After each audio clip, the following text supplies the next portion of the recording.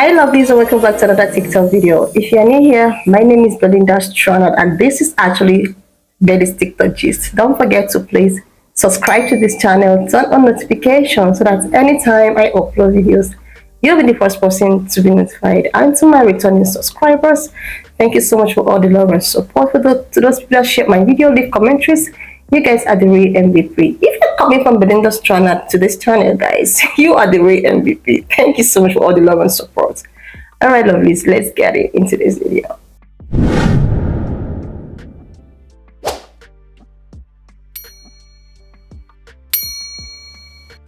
Of the Israeli government holding a private convention here in the United States. One of the people in attendance at this secret meeting was Judith Varney Shore. She's a former Israeli consul general who was operating out of Atlanta. She was one of the main people saying that the biggest problem that they had was young black people in the United States. But don't worry, they've got some black leaders on the payroll. The major problem of Israel is when the young generation of the problems of Israel are the young generations of the black people. So I'm just going to roll the clip is when the young generation of this video, and do not forget that this video does support any form of no shit. We are just no shit. Thanks for saying the quiet part out loud. If black Americans one day decided that we were just collectively done with the problem of Israel is when the young generation of the black community. Shit. No shit. Thanks for saying the quiet part out loud. If black Americans one day decided that we were just collectively done with the shit and we were going to rise up against our own oppressive government and the genocide going on in Palestine, it'd be over. It'd be over in like 3 to 5 business days, if you hear what I'm saying. Like, why do you think black revolutionary leaders dropped like flies? And who do you think did it? So just to be clear, the Israeli state thinks that we, the black community, are the biggest threat to Israel. And they're right. Honestly, they probably just saw my TikTok account. Like, if we're being real, that's a joke. That's a joke. I'm not that conceited. I'm going to show you screenshots from 2 videos that I'll try and link below. And then I'm going to explain to you why these might be the 2 most important videos on the internet right now.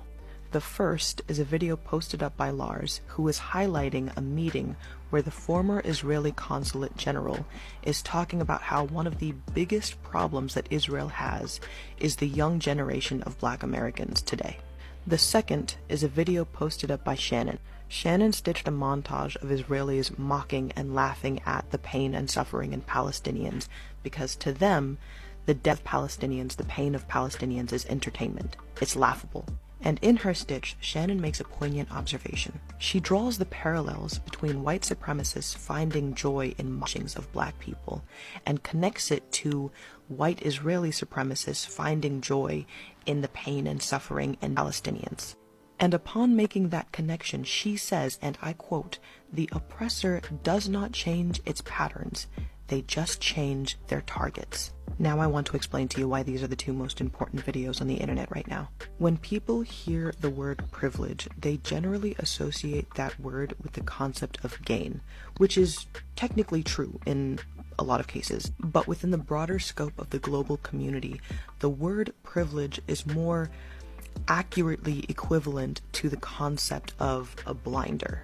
The more privileges you have, the less you see. And the less privileges you have, the more you have to bear witness to all of the oppression, all of the suffering, all of the problems. And it is that group of people that are forced to witness the worst of that oppression, forced to survive the worst of that violence, that also have the strongest potential to rise up and fight back against it. Now take that concept and plant it into the real-world context of the current young generation of Black America. Black Americans have been forced to endure century after century of well-documented white supremacist violence and oppression. And the astonishing thing about humanity is that for some reason, facing all of that pain, all of that suffering, compels humans to create something beautiful in order to stave off the hurt of this world. And that can be found in the music, the dance, the fashion, the literature, the art, all of which was so sensational, so compelling, so riveting that white people could not help but love it and consume it and appropriate it and try to make it theirs. And they did that time and time again until this young generation of Black Americans rose up and compelled this nation to enter into an age of cultural reclamation. And they brought the receipts. Oh, you like that music? Black people created that. Oh, you dress like that? Black people have been dressing like that for literal decades. The way you are speaking literally involves slang and syntax that originates within the Black community. How is it that you are comfortable speaking and dressing like that and still manage to hate Black people? All of those questions, while they have not cured America of its racism, have at the very least forced America to contend with its anti-Blackness. And at a base state, establishes that being a racist is a bad thing. And upon that establishment, connected to the age of cultural reclamation, Black Americans have elevated themselves into a new era of social, political, cultural, and economic power. An era of shifting power that can be felt and witnessed around the globe because the reality of American hegemony has required the global consumption of American culture, which at its foundation is Black culture. This is where poetic justice comes into play. When a community like that rises to that level of power, while also wearing the least amount of blinders, wielding the least amount of privileges, it is almost guaranteed that they are going to recognize every movement of oppression that is being weaponized against communities across the globe. That's the thing about forcing a community to endure century after century of violent systemic racism. They are forced from birth to become experts at recognizing racism and recognizing oppression when they see it. Their intellect, their intuition, their observation skills are honed and sharpened to constantly be aware of it, to the point where the slightest shift in the tone of your voice is going to clue them in to whether or not you're a racist. That little shift in your body language, that little twitch in your eye the moment that a Black person walks into your vicinity, they clock that within milliseconds. They're experts. They shouldn't be, but they are. And who do you listen to when you are trying to understand a situation? The experts. You listen to the people who know what the fuck they're talking about. And Palestinians are bringing their receipts, publishing the documents, delivering the video footage, speaking English to make sure that nothing gets twisted in translation. And Black America is bearing witness and recognizing that violence. It looks disturbingly familiar to them because they have witnessed that same violence, that same brutality inflicted upon their own families, their own community. And with that recognition, they feel compelled to point out the oppressor, speak out against the oppressor, and stand with the oppressed. And they choose to do so in abundance, despite the sacrifice, despite the censorship and the shadow banning, despite the targeting and the brand deals that are financially depriving them, because they would rather stand up loudly and proudly against the violence of white supremacy than inflict the pain of a silent bystander upon another human being.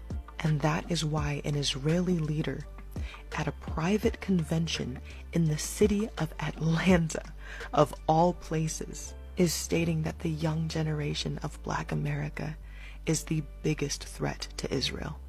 And if that does not make you feel powerful today, then I don't know what will.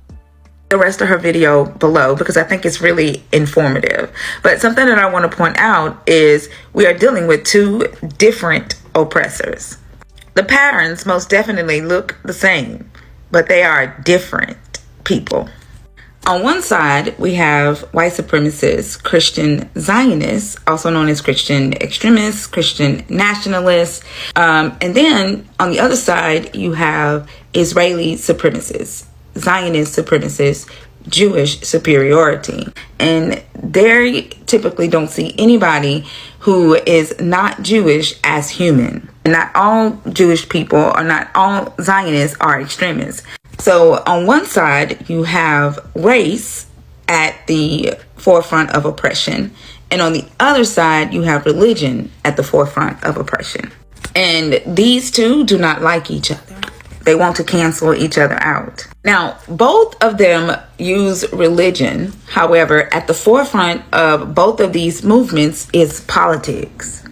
It's primarily political. I say that because it's important to differentiate from Christians who really focus on religion.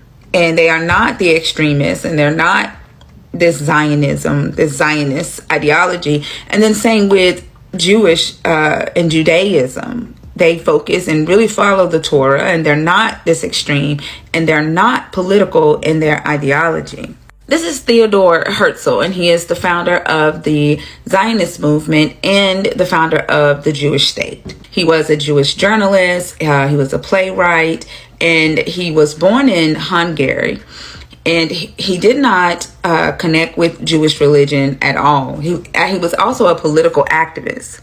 Herzl knew that it was going to be difficult to get the Jewish state and to build the Jewish state and to also convince the people that were already living there, the Palestinians, to just give up their land. So he connected with a lot of Westerners and decided to latch on to their ideology and use that same ideology in Israel. After Britain mandated that the Palestinian land be given to Herzl for the creation of the Israeli state, he was appointed as the first chief of the Ashkenazi Jews by Britain, and this is Rabbi Abraham Isaac Kook. Rabbi Kook was one of the first extremists in the Zionist movement. He often preached mysticism and saying that the land given to them in Israel was mystical, and you had to basically ignore or pretend like you don't see humans already living there so that you can believe that God gave you this barren land. He's famous for the saying, the difference between the souls of Jews and non-Jews is deeper than the conversation discussing the difference between human souls and animals. And so they taught that the bodies of Jewish people was a completely different species. In fact, they taught that Jewish people had God DNA. And they also preached that the land of Palestine was a magical realm, and that Palestine must have no other real people other than Jews, else the Jewish people themselves would lack reality. So you see this form of delusion, a land without a people for a people without a land. Seeing the videos asking the Israeli settlers about people living in Palestine, and they'll say there is no land called Palestine. There are no people called Palestinians. And so because they have this idea of mysticism that God gave them this land, it wasn't Britain who gave them this land. It was God. There wasn't people already living on this land. It was empty, regardless if they can see the people there, because to them, they're not people. They're not humans. So when you talk about humans, when you talk about crimes against humanity, they deny any type of crimes against humanity because they're in complete denial. And to them, everything that's happening is mystical. Here in the United States, we deal with white supremacists who believe that America is New Jerusalem, who also believe that God created a new covenant with them. They believe that Christopher Columbus was a messenger from God to bring down the new heaven and the new earth, and that Christopher Columbus founded New Jerusalem. In fact, they used to argue over it and say that America was not in fact New Jerusalem, but Mexico was New Jerusalem, and that America was the site of Gog and Magog. And they believed that the American Indians were part of the Jewish people and part of one of the lost tribes of Israel. And we all know what happened to the American Indians when the English settlers got here.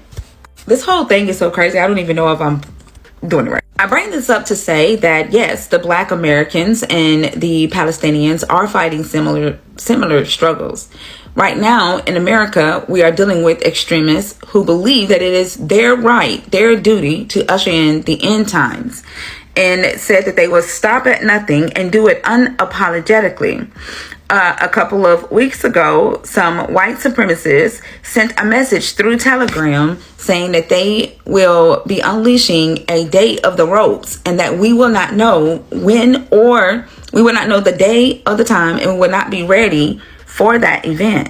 Now, I cannot post what the day of the ropes is on this platform, but you can look that up. And it does not only go after people who look like me, but it also goes after people who do not look like me, that love people that look like me, because it is their way of cleansing the earth of what they consider to be ungodly. I do not post this for you to be afraid. That's not what I'm asking you to do, but I post this so that you can be aware of what we are fighting right now.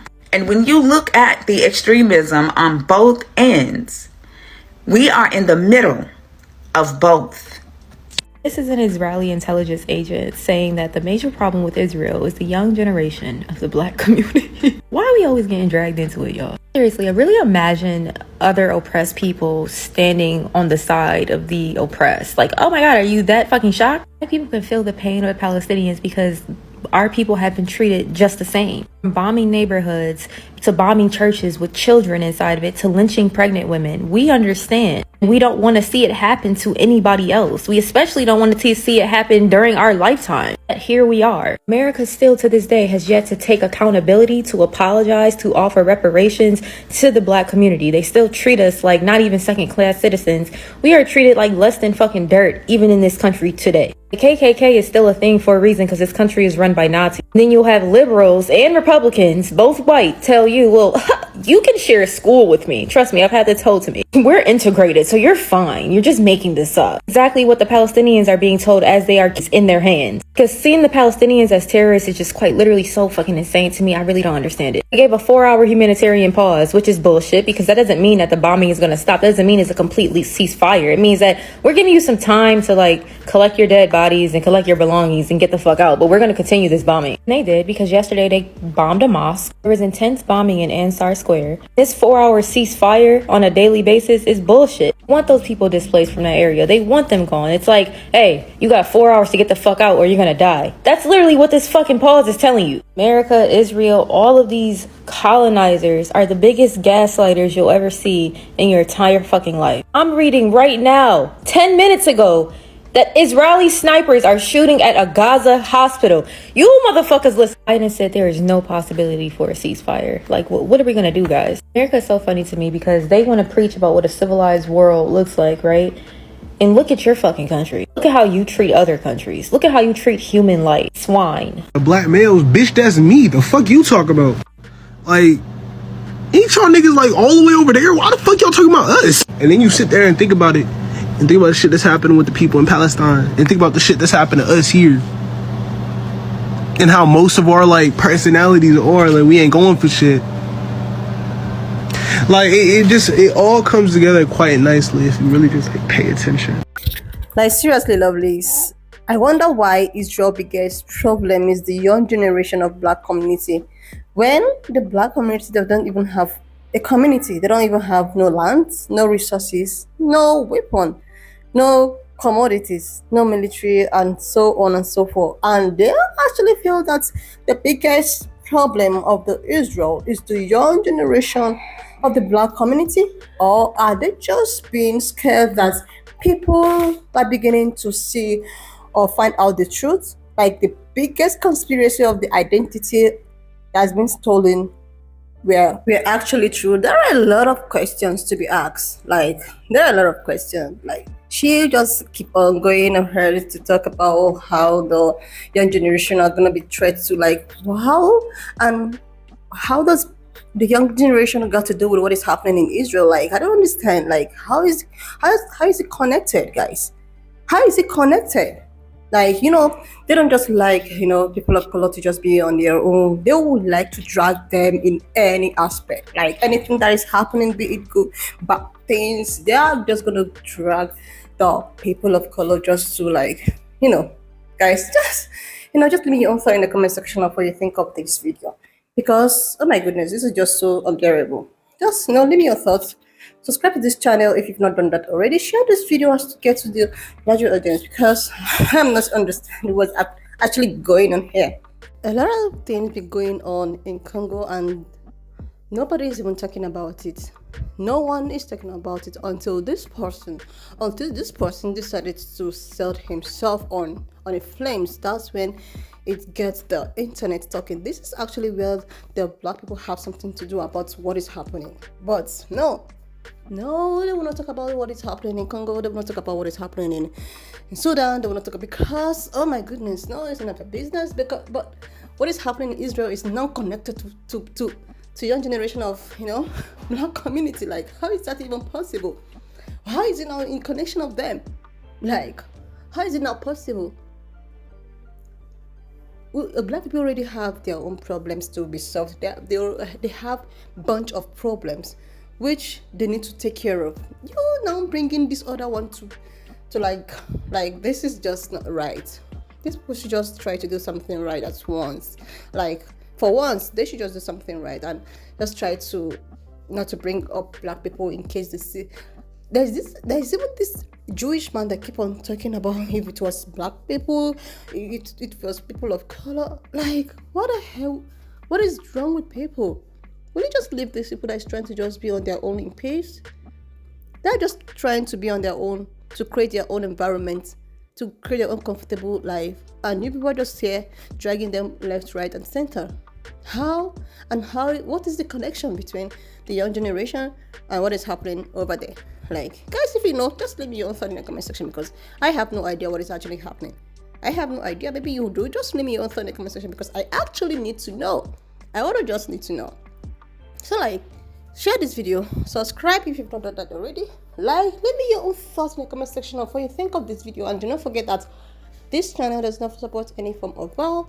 We are just here for educational purposes, guys. Thank you so much for watching, and I will see you lovelies when I upload my next video. If you have watched up to this extent, thank you so much for all the love and support. Don't forget to please leave me your own thoughts in the comment section of what you think of this video. Do not forget that this page does not support any form of violence. Then just share your own thoughts in the comment section. Subscribe if you've not done that already, and I will see you lovelies when I upload my next video.